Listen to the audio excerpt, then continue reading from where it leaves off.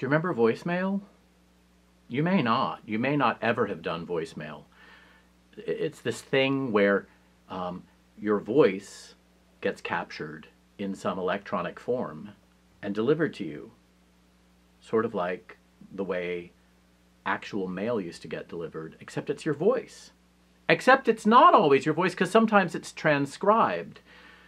So that can be a crazy thing unto itself. I have had friends do a screen grab of what my message sounded like, because I still leave voicemails. And the computer's not quite clear what I'm saying. You may not be quite clear what I'm saying, but at least you're using your human ears. Or maybe you're using the transcription feature that YouTube has, which is really nuts. You want to go really nuts? Put me on closed captioned. I will sound even more aphasic than I do on a regular take. Voicemail. I used to love getting voicemail. There was a system that a lot of not-for-profits used, and I worked in several offices that had this Meridian system. And this was something that was in effect through this millennium.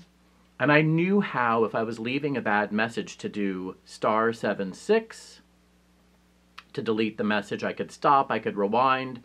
So I knew how, if I flubbed something, how to undo it, delete the whole thing, start over. No one uses this anymore, but it's the days of the little black sleek phone with the sleek receiver that people use in all the 80s movies.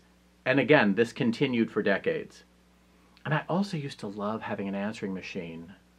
I had a 2-cassette answering machine with an outgoing message and an incoming message that made clacking noises when the tape started and stopped.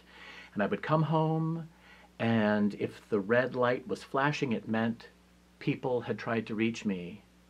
And if the red light was solid, it meant no one had left a message.